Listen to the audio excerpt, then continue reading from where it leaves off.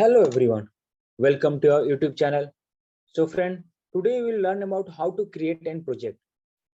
See, a project is any activity involving research or design that is carefully planned to achieve a particular aim. We can create a project in the Primavera by the following ways. First, go to File and then select New. Okay, then select the EPS node under which the project is to be created. And we select from here, like we are doing on the Civil Center EPS. We select from it, then click on Next button. Then here we can give any project ID and project name as per your choice.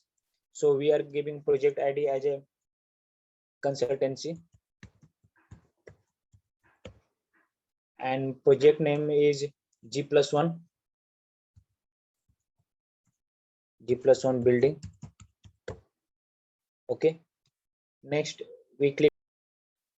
See here the asking for the value enter for the project ID must be unique, because the consultancy we are already given it, so we can change it and we can give it anything like building project, like this. Then you go for the next, and here we give project a plan start, when the project will be started, like here we will give 25th May, select. Okay, and we have also want to give finish date, then we can give it from here, and if you don't want to give it, then leave it.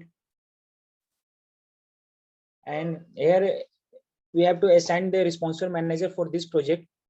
So we have responsible for this project will be MD, that is managing director, but you want to give any VP, CEO, so you can give it.